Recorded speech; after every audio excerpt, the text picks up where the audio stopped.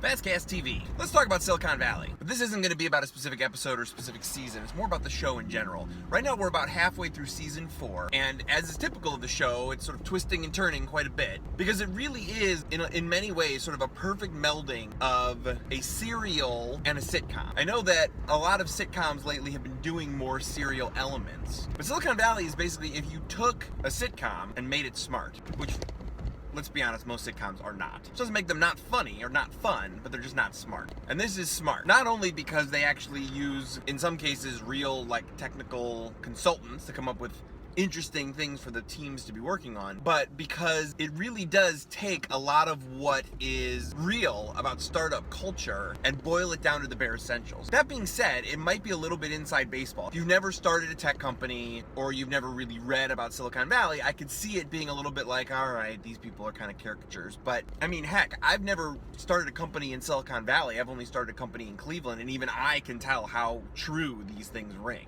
You know, the one guy who got lucky and exited big, and now he's trying to get a piece of everything, and the eccentric crazy person who's so rich it's just beyond making any kind of sense. And the joke about that this past episode that I just watched is Gavin Belson, who's supposed to be sort of like the Bill Gates, Steve Jobs person who started the Google-ish Hooli. He actually has like a blood boy, which is someone who comes in to give him constant transfusions so that he can feel younger. And I think one thing they really nail is just the pure speed of how these things work. You know, in Silicon Valley, we all know the cocky engineers like Guilfoyle and Dinesh. Really, I think it continues to fire on all cylinders. You know, I think it seemed like they might run out of stuff to do with season 4 because they'd kind of done a couple of really important things in the first 3 seasons, and it almost seemed like, well, what are they going to do next? I think they found a way to change it up while doing the same thing in a really clever way, and I'm still very much enjoying it. So if you're all interested in that, I think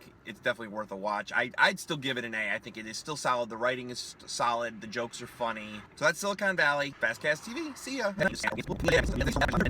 Hey, thanks for watching the FastCast. If you like what I do here, don't forget to like, share, and subscribe. You can also follow me on Twitter at Mr. J Handle. And remember to check back, because I do this a couple times a week. Thanks a lot, everybody. FastCast.